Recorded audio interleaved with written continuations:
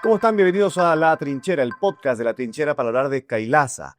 Este caso que tiene que ver con diplomacia trucha y silencio oficial. Pretendemos hurgar en el marco de la investigación de la periodista Silvana Vincenti sobre qué los trajo al país, quién fue el puente y por qué hasta el momento no hay responsables ante la justicia.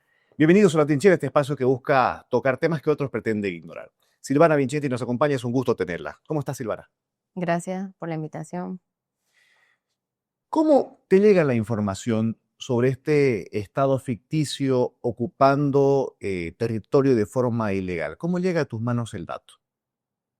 A través de la CIDO, de una de las CIDO, la CIDO de Tomás Candia, ¿no? Que es en la que está Adolfo Chávez. Ellos estaban insistiendo con legisladores, periodistas, para que se preste atención a este tema. Y en el mar de información que hay del país, a menudo información valiosa como esta se evapora. Finalmente me di el tiempo, me puse a leer los documentos y encontré que era irracional lo que estaba leyendo, así que dudé de si era verdad. Y, y entonces me puse a confirmar con los que habían firmado, con los dirigentes indígenas, y evidentemente sí habían firmado. Llega el dato, me diste el gran impacto de esta bomba. Estamos hablando de muchos actores detrás, estamos hablando de una implicancia en alto nivel de gobierno, un negocio presumiblemente en bonos de carbono de 5.000 millones de dólares y gestiones truchas en cuanto a diplomacia. ¿Me diste el impacto de esto? No tenía idea, no tenía idea. Cuando yo hice esa nota la dejé lista, ¿no? Y pedí si podían adjuntarse los PDFs de los contratos porque como digo, si yo sentía que estaba loca al leer eso, dije, la gente va a pensar que yo me estoy inventando una nota porque era irracional lo que estaba leyendo. Entonces pedí a la jefa de la redacción adjuntar y ella cuando vio eso me dijo, esto es una bomba. Y yo todavía seguía como que, claro, una bomba como muchas bombas, pero no tan bomba, ¿no? O sea, no entendí lo bomba que era. Y, y finalmente se adjuntaron algunas partes y explotó, como yo no pensé que iba a explotar. En una frase, ¿qué es Kailasa? Mentira. ¿Qué es su líder? Un abusador, y no hablo sexualmente solo, o sea, ese tema yo ni siquiera lo habría eso, yo me baso en el tema del abuso sexual en las publicaciones de los medios internacionales, medios de la India, estaba hablando con periodistas de India, abusador en el sentido de abusar de la gente que está buscando eh, estar bien, porque al final el tema religioso involucra eso. Me estás diciendo que un Estado falso, con un líder prófugo, logró relacionarse con el Estado de Bolivia. Con la estructura del Estado de Bolivia como tal, no tengo las pruebas de... Sí hay, o sea, hay evidencia, ¿no? Hay en las redes sociales de ellos que se han reunido con embajadores, como el señor Efraín Chambi, embajador en Suiza, con un diputado. A ese nivel, sí, ya a un nivel oficial, no lo sé. Y creo que es muy probable, porque lo que me hace pensar es el silencio del gobierno, ¿no? Sobre todo eso. Hubo un acto oficial, ¿no? El aniversario 42 de la CIDOB, en la que estuvo presente el presidente y dos ministras. Intercambio de regalos. Entiendo que hay cartas de invitación. ¿Eso no es un acto oficial? Con una de las CIDOB, digo, ¿no? Para cualquier persona podría ser un acto oficial, pero cuando tenemos estructuras públicas altamente politizadas, como la que tenemos en Bolivia, la respuesta es que cualquiera se puede sacar una foto con cualquiera, pero o sea, esto no es esa situación porque fue en una testera. Ese es el punto, ¿no? Y bueno, la CIDOC dice que se subieron, que nadie se dio cuenta, ¿Negaron la carta? negaron la carta. Claro, se publicó, fue el asesor legal de la CIDO, se llama Luis Enrique Ardaya, él fue a visitar al deber y a mostrar una carta que dice que esa es la real, de acuerdo a la correlación que hay, ¿no? Numérica de las cartas. Y después apareció la fotografía con el presidente en el intercambio de regalos. Antes, lo que Antes. él hizo, claro, aparece el presidente, empieza a cuestionarse el rol de la CIDO del protocolo del presidente, y entonces es que aparece cuando aparece una supuesta carta que es la invitación a Kailasa de parte de la CIDOB, es que en respuesta el asesor legal de la CIDOB va al deber a aclarar que no era verdadera la carta. Vamos por parte, planteo ir por parte, punto por punto, para no perdernos en esta historia, que luce escabrosa. ¿De dónde salió Kailasa? ¿Cuál es el origen de este estado ficticio? De la India. Justo me contactó una víctima. Yo tenía el dato de que ellos estaban de 2018 a 2019, porque eso es lo que figura en internet. Y esta persona me contacta por mis publicaciones y me dice que ella estuvo con Kailasa como unos 10 años. Yo le dije, ¿cómo que 10 años? ¿Cuándo fundó Kailasa? Está como 2018-2019. Son menos de 10 años. Claro. Entonces yo le dije, pero que yo sepa, Kailasa es de esta fecha. No. Kailasa ya, no sé si como Kailasa, pero el grupo, como grupo religioso, estaba germinando desde mucho antes, ¿no? Y ella era parte de eso. Y claro, tiene sentido porque en realidad 2019 cuando lo expulsó, cuando él salió prófugo, ahí creo Kailasa, Prófugo. de la India. El líder. Sí. ¿Quién es este líder de Kailasa?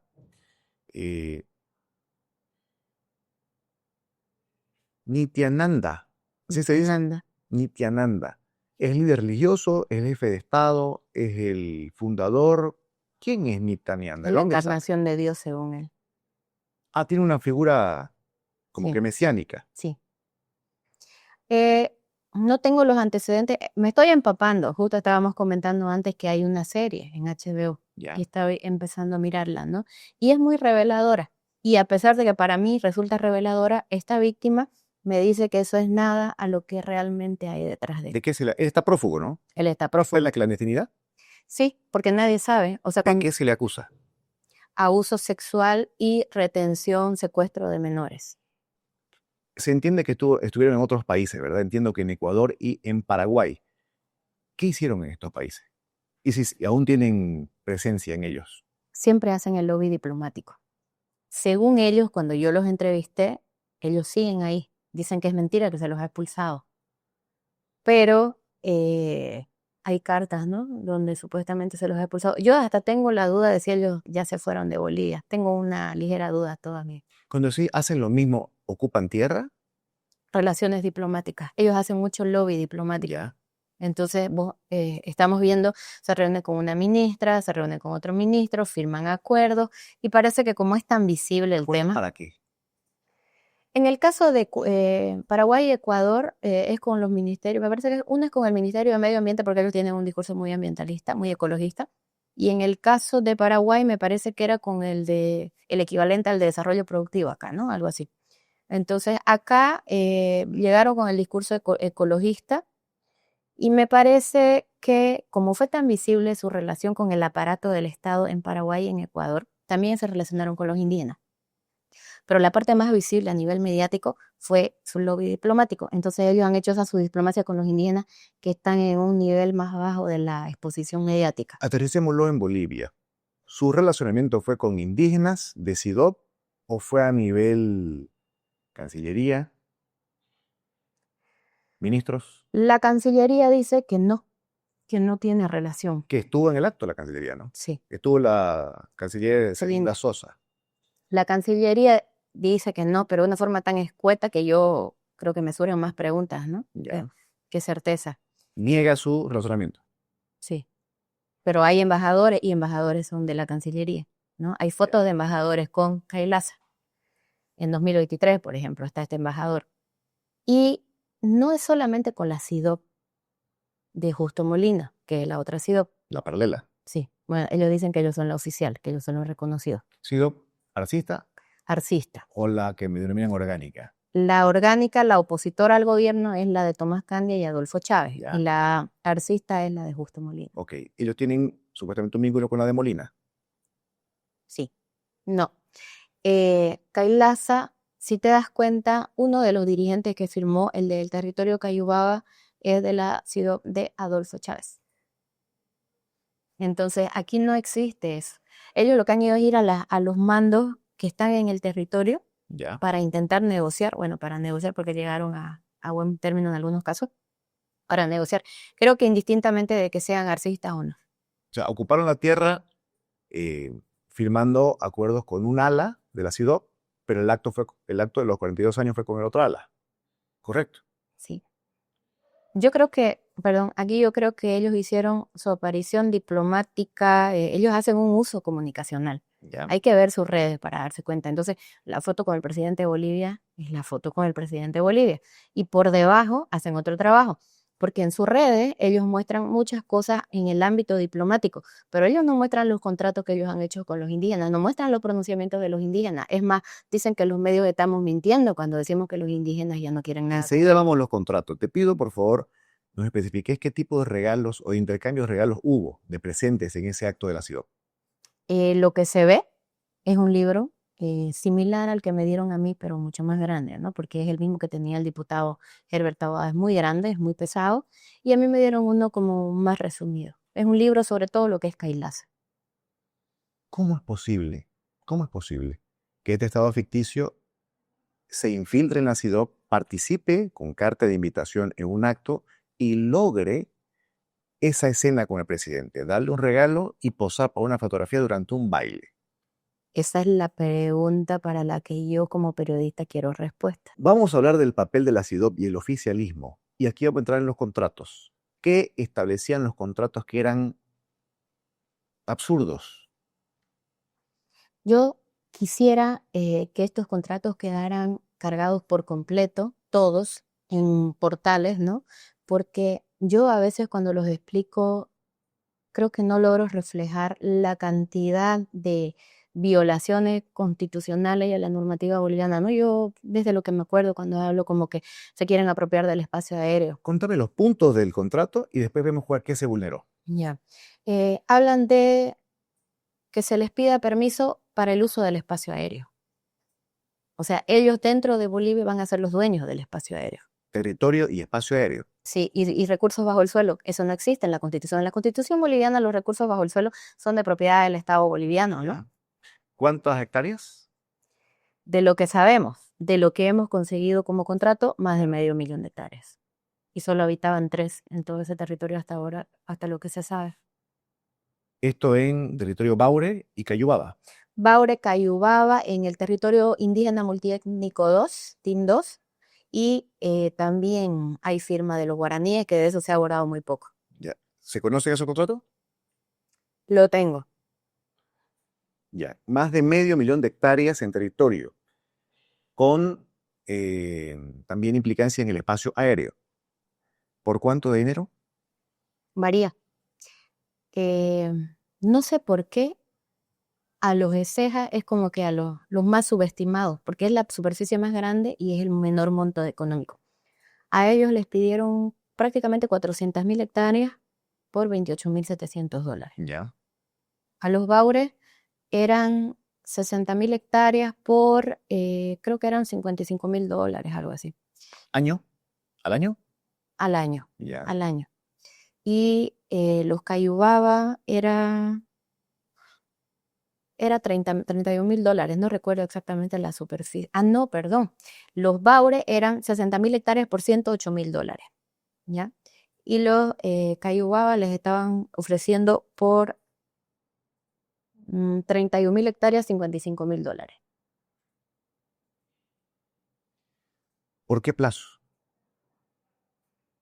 1.000 años. Pero no eran solo 1.000 años. 1.000 años renovables automáticamente. En un punto, por decir en la cláusula 1 y más abajo, en otra cláusula, hablaba de perpetuidad. Ahora, ¿cómo eran estos territorios? ¿Eran reservas, eran bosques, eran montañas? ¿Qué características tenían para que despierte interés en Kailasa? Los tres, exceptuando, porque son 4 de lo que sabemos, Ya. más el territorio guaraní, pero los 3 que fueron los que detonaron la bomba Kailasa, son Amazonía y son zona de bosque tropical. Son territorios indígenas originarios. ¿Estás diciendo que la CIDOB avaló estos contratos con Kailasa? Según la CIDOB, no se les consultó. Yo creo que ninguna, no sé, pero la CIDOB de Adolfo Chávez fue la que denunció.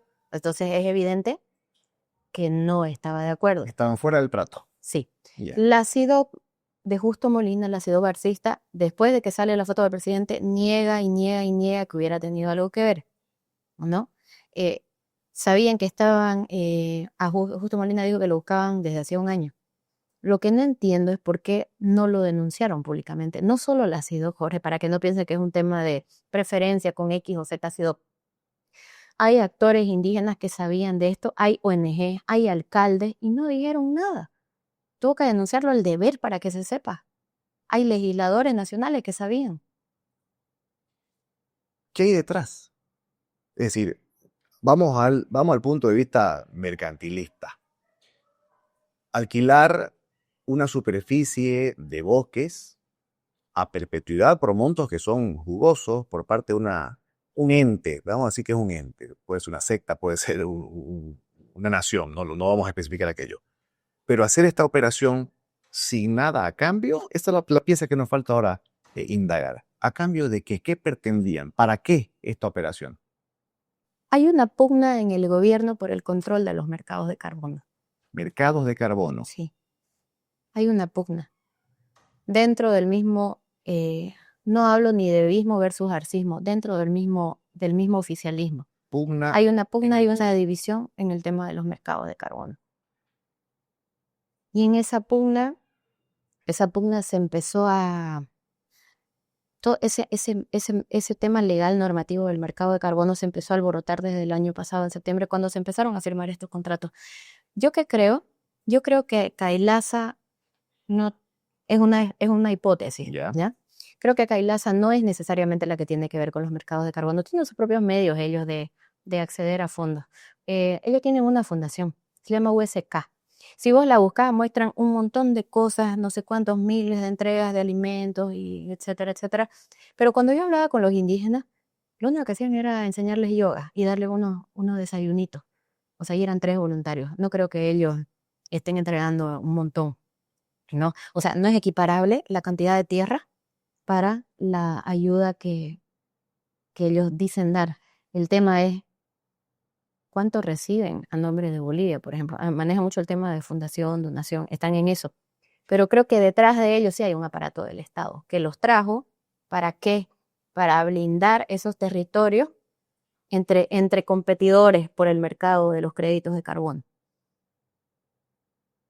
Son recursos naturales, sí. ¿Por qué quisiera algún gobernante tener una representatividad externa para ganar dinero con los recursos naturales? Es que no quieren una representatividad. Creo que no les importó poner en riesgo el territorio nacional por el negocio de los mercados de carbono, que no es lo mismo. Creo que no les importó el país, porque estamos hablando de más de 5.000 billones de O dólares. sea, el gobierno se hizo la vista gorda para que ganen dinero los indígenas sin preocuparse qué iban a hacer. Bandos del gobierno. A ver, vamos de nuevo aquí. Se hacen de la vista gorda. Llegan los Kailasa. Acuerdan el arriendo del territorio por contratos absurdos. ¿Ok? Hay una pugna, Messi, del oficialismo por los mercados de carbono.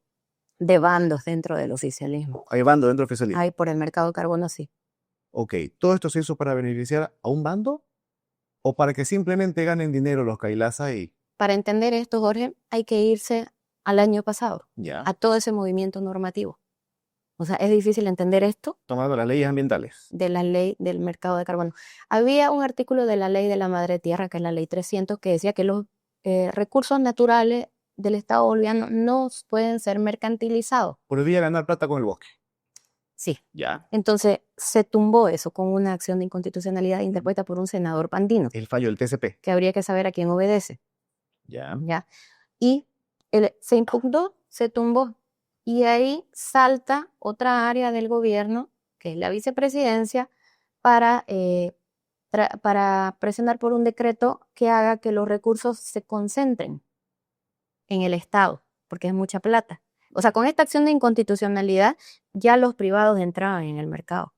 Antes estaba todo parado, Antes estaba prohibido. claro. Y ya. Entonces los privados, perdón, querían entrar en esto. Entonces se tumba este artículo de la ley de la madre tierra, empiezan a presionar por un decreto, ¿ya? Y entiendo que al final no se logró implementar este decreto y está abierto. Y justo en medio de Kailasa, no sé si en medio ha salido o recién se dio a conocer y se mediatizó más, ya hasta se reglamentó el tema de los mercados de carbono, del negocio del carbono. Y al final la torta quedó en el Ministerio de Medio Ambiente. Ahora, eh, ¿qué tan relevante fue ese fallo del TCP que levanta la prohibición de mercantilizar los bosques? Alborota a todo mundo porque si primero es como que vos Esto fue estás el año pasado, ¿no? el año pasado. Y hay un tema, ¿por qué digo que podría tener que ver Kailasa? Porque hay unas verificadoras internacionales. En el caso, existen los bonos de carbono y los créditos de carbono. Y en el caso, los créditos son de los mercados voluntarios. Los países que no somos industrializados como Bolivia y queremos ofrendar nuestros bosques y recibir recursos económicos por cuidar nuestros bosques, que no sería una mala solución. El problema es saber quién controla que esa plata llegue con proyectos a los territorios indígenas en cuidado medioambiental y no se quede en el camino, porque son miles y millones de dólares. ¿Cuánto es la proyección del negocio por estos lugares que tocó Kailasa? ¿Cuánto era el negocio global? No sé, pero solamente Rodrigo Paz Pereira el otro día en una entrevista en el Deber Radio habló de que solamente la Gayoc Charagua puede generar 200 millones de dólares por créditos de carbono. Solamente un municipio. ¿Es exagerado decir que lo de Kailasa podría tener un alcance de 5.000 millones de dólares?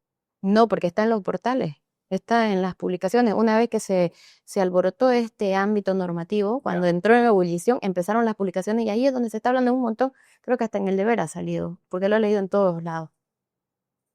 Hablemos del silencio oficial.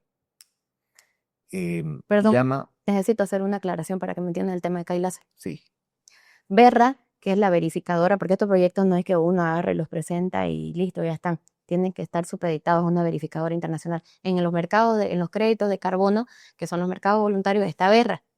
Cualquier impugnación puede tumbar un proyecto. Quiere decir, si yo voy y presento un proyecto y está todo ok, todo leado y sacramentado, pero Jorge, dirigente del territorio, un solo dirigente va y me lo impugna, me hace una observación, se puede caer un contrato millonario. Por eso es que asumo que tiene ese rol Kailasa, porque va a tener un contrato que encima querían que esté notariado, que esté presentado en la Embajada de Estados Unidos notariado. Algo más hay detrás. a eso quiero ir. Es decir, todo lo que vas marcando tiene que ver con muchas irregularidades juntas que nadie pudo advertir y todos sabían. Me explico, todos sabían. ¿Cómo se puede entender el silencio oficial? Por los bandos involucrados. Los bandos involucrados en el mercado de carbón. Esta gente del gobierno trae la torta. Es millonaria y no hay plata, no hay dólares y lo sabemos. Tú podrías generar dólares, podrías generar plata, no hay hidrocarburos. ¿Qué más respuesta? Es una alternativa. Y no creo que sea una mala alternativa, ¿no? Que tiene sus detractores. El problema es el oscurantismo que hay en torno. Las reglas no están claras. ¿Oscurantismo? Claro, porque el hecho de que ya se maneje lo que se está manejando, que el SEI, no tengo en mente ahora quiénes más empezaron a sacar a la luz la vinculación con el tema de los mercados de carbono. ¿Por qué lo tiene que sacar una ONG? O sea, ¿por qué no se habla de los mercados de carbono abiertamente, públicamente? ¿Por qué hay pugnas en medio de los cambios normativos? Entonces, no hay ni institucionalidad, ni es que se esté apostando por el bienestar ni del territorio, ni de los pueblos indígenas. ¿Por qué no habla una autoridad de alto rango? Están aludidos el presidente, los ministros, eh, INRA, ABT no se han pronunciado, Eso que Fiscalía aguanta. General del Estado, el vicepresidente tampoco, que en su momento fue canciller también el vicepresidente. Además tiene un origen indígena, algo tiene que decir. ¿Por qué es que ninguno de los funcionarios de alto rango se han pronunciado y sí lo han hecho los de rango medio? Creo que esa es otra pregunta que habría que anotar que queda pendiente. Y lo más triste es que se enfrían los temas y estamos electoralizados y no lo van a responder. ¿Apuesta el gobierno por la manipulación mediática? Que pase el tema rápido y posicionar otros temas. Y no Yo creo que hablar. por el escape mediático, ¿no? Creo que va por ahí. A ver, Jorge, nosotros sabemos que cuando ellos quieren, ellos buscan la verdad y encuentran al autor y encuentran al responsable cuando ellos se lo proponen. Una de las cosas que me dijo esta víctima, desesperada, se nota que tiene la bronca por la impunidad, me dijo, le quitaron sus dispositivos electrónicos, le quitaron sus computadoras ¿A quién? a los miembros de Kailasa. ¿A los que deportaron? Claro, es que ellos han cometido el delito de tráfico de tierras, han entrado en eso, es que no es solo deportarlos. ¿Por qué los deportaron? Esa es la pregunta. ¿Por qué los deportaron sin investigar? ¿No los investigaron a los que deportaron? Si los investigaron, no lo han dicho. Mira las conferencias de prensa de migración. ¿Acaso la fiscalía ha dicho algo? ¿A quiénes deportaron? A los de... A los monjes que les llaman, a los que encontraron en Exaltación en Beni ¿Ya? y a los que estaban en el alojamiento Palermo en Santa Cruz. ¿Los irlandeses? Eran irlandeses los de Exaltación, pero había otro, un 20, en total unos 17 había en un alojamiento de Santa Cruz. ¿Dijo algo Cancillería? Solo ese comunicado, el inicial. ¿Dijo algo el presidente? No. ¿El vicepresidente? A través de un comunicado sí, pero a pedido del deber, no por el tema, ¿no? Después de que se lo ligó de algún modo, porque hubo denuncias de la diputada María René Álvarez y de Adolfo Chávez, ya vicepresidencia salió a contestar con un mensaje bien, bien breve. Para que no quede suelto, no queden cabos sueltos. Con todos estos contratos y la ocupación y lo que pasó, ¿qué delitos se han cometido? No soy abogada, pero la diputada metió una denuncia a fiscalía, María René Álvarez, y habla de organización criminal y de tráfico de tierras, ¿no? Y aparte de lo que el aparato del Estado, y no es porque quiera hablar de mí, no se ha pronunciado para nada, muy independiente de la Defensoría del Pueblo, es el tema del hostigamiento, las amenazas. ¿Y la soberanía? Eso es más grave todavía, y eso sí que no lo está hablando nadie. ¿Por qué? Y empezando a mirar esta serie, porque había cosas que no tenían sentido en el contrato, como que ellos querían el pasaporte, ¿Ya? su propio pasaporte, su propia sede, su propia corte de justicia. Y cuando vos empezás a mirar la serie, porque no puedo opinar más allá, no la he visto en gran parte, él es su carácter de fugitivo, de prófugo, lo que lo hace hablar en los contratos de asilo, de protección, de que hay que defenderlo, todo eso está en el El contrato. líder, Sí, de que hay que defender a la gente de Kailasa, de que cuando se requiera necesitan apoyo policial, pero la policía no se puede meter en sus cosas.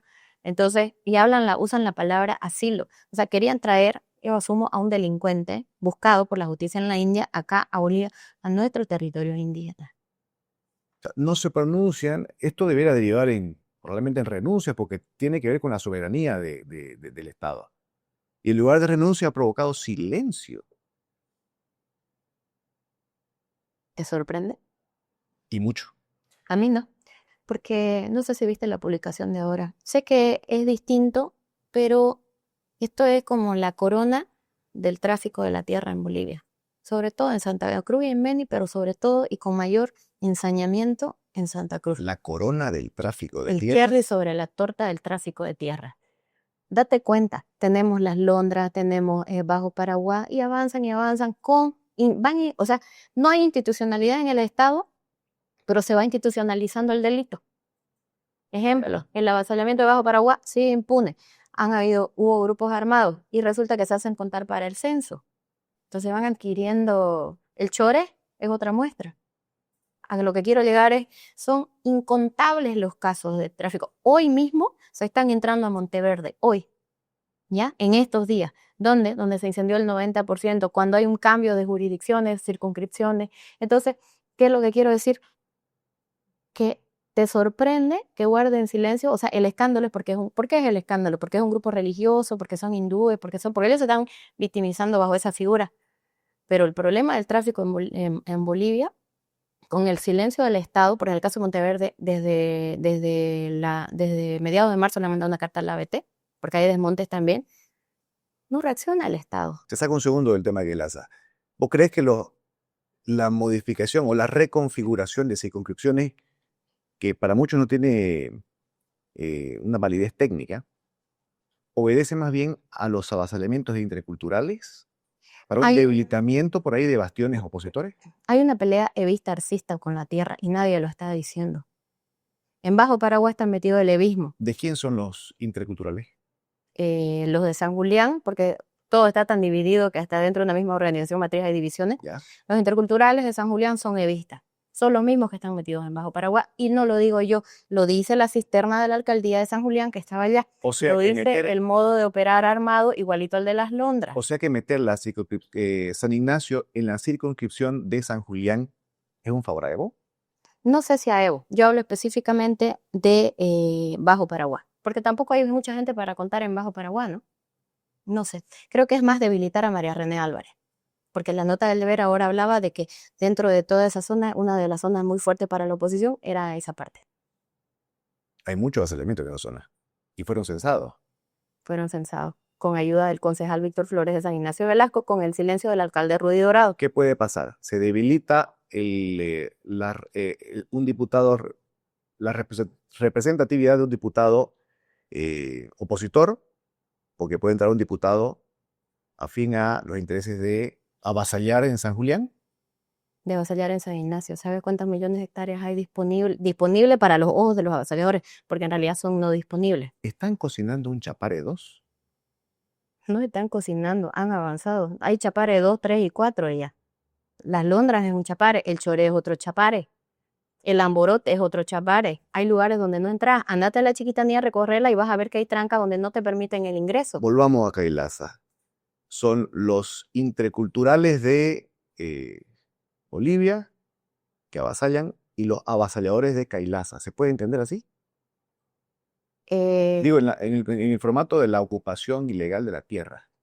hay que aclarar algo que siempre se genera confusión. Los interculturales están como figuras jurídicas, los colonos, digámosle, Ya, porque aparte están los interculturales como organización ya. y los campesinos como organización.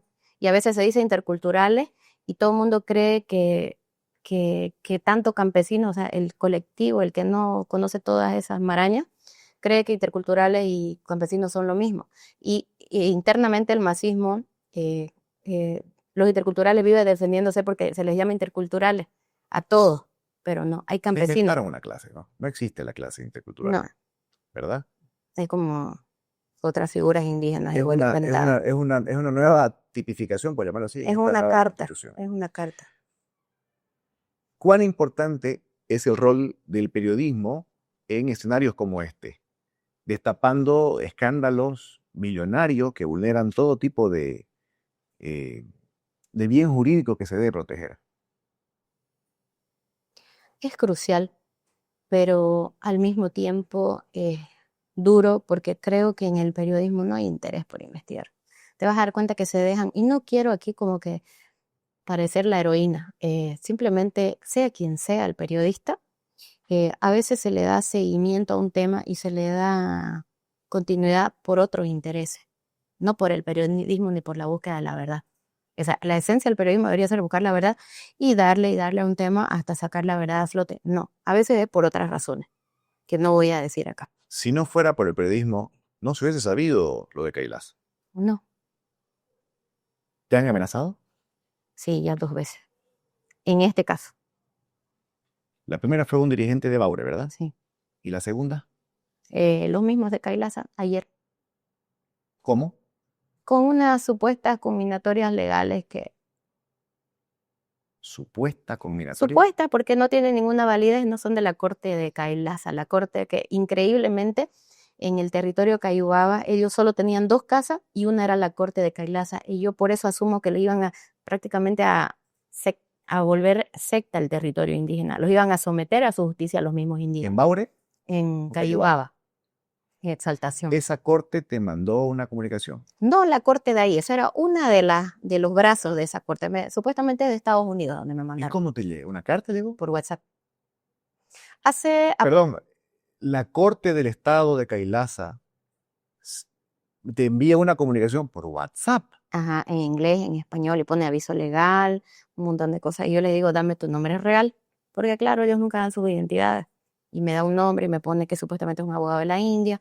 Y como yo le contesté, me dice, te doy por notificada a partir de este momento. Pero ¿qué tan creíble es esa comunicación? Uno entiende de que Interpol de un país se comunica con Interpol de otro país, ¿no? Cancillería de este país con Cancillería de este país.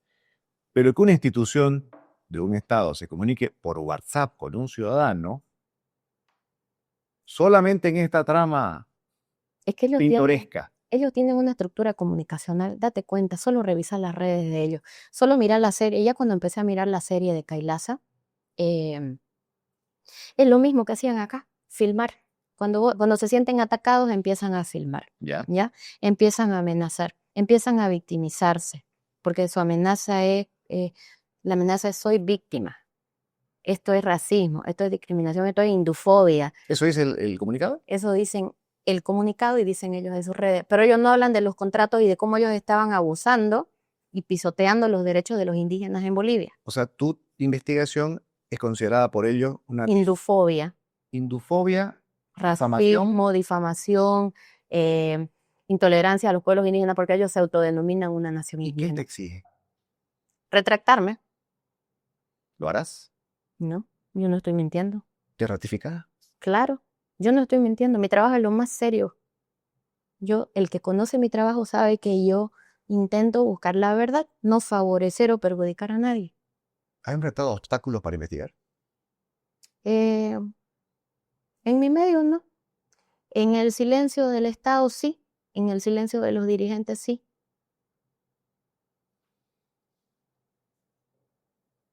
¿Cómo queda Bolivia como Estado ante la comunidad internacional después de este escándalo? Yo no sé si Bolivia, o sea, yo no sé si solo somos nosotros los que nos damos cuenta de lo que pasa en Bolivia. Y te lo digo porque me contactó una periodista hindú que creo que no se dan cuenta de lo que pasa, de lo difícil que es acceder a la información. Entonces, hay muchas cosas que no se saben. No sé si queda realmente mal o queda como que no sabían lo que pasaba y listo. Que puede ser que no sepa lo que pasa. Puede ser. Pero si no saben, ¿Y no es muy benévolo asumir inocencia desde la ignorancia?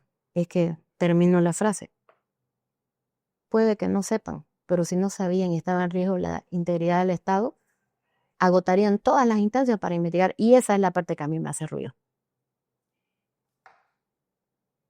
Pero en Bolivia las autoridades están quedando como ineptas o como corruptas. Que decida el pueblo. En la eh, reflexión final, te escuchaba decir de que muestra una debilidad, una fragilidad institucional. ¿Qué con eso? ¿Del Estado? Sí, sí, sí. Yo creo en la corrupción. O sea, yo creo que es corrupción y disfrazada de fragilidad institucional, de silencio. eh, Date cuenta, sea el caso que sea, que es lo que responden, no tenemos las condiciones. Pero cuando quieren descubrir algo, lo sacan debajo de las piedras. Sacan la verdad debajo de las piedras. ¿Por qué no han dicho si les quitaron sus dispositivos, si descubrieron con quiénes chateaban? Ese era el germen. Y ahí van a encontrar mucha información. ¿Y los indígenas? ¿Estamos ante la Bolivia prebendal? Eh, yo no tengo ningún interés ni en atacarlos ni en defenderlos. A mí me empezaron a cuestionar porque estaba concentrándome en los indígenas, pero no se dan cuenta que el hilo, para empezar, buscar la información es difícil. Y la punta de lo bello era el trato que hicieron, ¿no? Indígenas. Pero más allá de la corrupción en la dirigencia indígena, que sí existe, y es como que empiezan a negar y a decir que no sabíamos, sí hay gente que en su ignorancia peca, es verdad, pero hay gente que está metida en el problema de la corrupción y el prebendalismo. Sin embargo, date cuenta de esta figura, les están dando territorios inmensos. Solamente vos con una propiedad, trabajar el campo es duro y requiere bastante recursos. ¿Es a propósito darles tanto territorio sin darles los recursos adecuados? ¿Para qué? Para que estén vulnerables a este tipo de situaciones. Llámese avasalladores, llámese mercados de carbono. El caso Kailasa nos dejó en ridículo internacionalmente hablando, pero también dejó al descubierto una verdad incómoda, la debilidad, la fragilidad de nuestras instituciones y dejó también la muestra de una Bolivia prebendal. Esa Bolivia que por unos cuantos pesos puede hacer este tipo de contratos impresentables sin que nadie lo impida y en total impunidad. No hay al momento consecuencias, ni explicaciones, ni responsables. Es un chiste lo que ha pasado, un mal chiste lo que ha pasado para Bolivia. Es una señal de que el Estado boliviano ya no tiene filtros y que cualquiera, con los contratos o con los contactos correctos, puede representar a un país que no existe. ¿Es en el caso Kailasa el gobierno parte de la solución o es parte del problema? Lo haremos en otra edición de La Trinchera en podcast. Gracias, Silvana. Muchas gracias, Jorge. Quedamos atentos al tema. Gracias. Hasta en otra oportunidad.